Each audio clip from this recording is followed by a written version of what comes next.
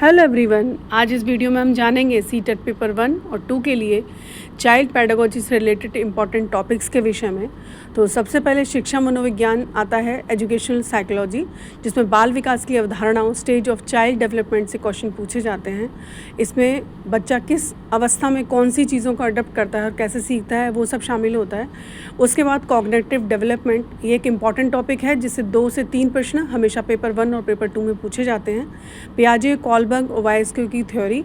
उसके बाद सीखने के सिद्धांत में स्किनर, पावलोव और थर्नडाइक की थ्योरी को बहुत ही इंपॉर्टेंट माना जाता है। और उसके बाद अधिगम की प्रक्रिया और उसके कारकों से संबंधित प्रश्न पूछे जाते हैं।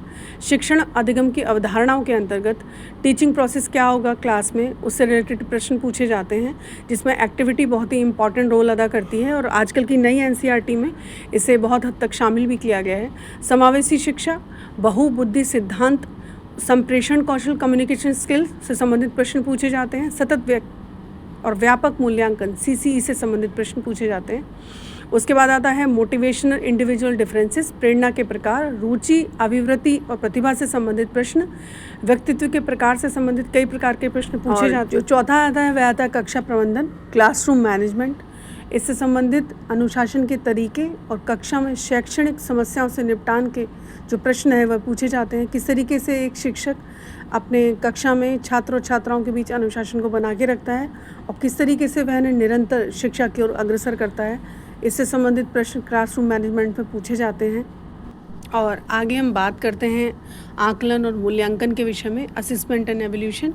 आकलन के प्रकार जो होते हैं प्रारंभिक, निरंतर और संकेतिक होते हैं, अर्थात पूरे सत्र के दौरान हर एक छात्र और छात्राओं का आकलन किस प्रकार किया जाएगा, ये संबंधित प्रश्न होते हैं।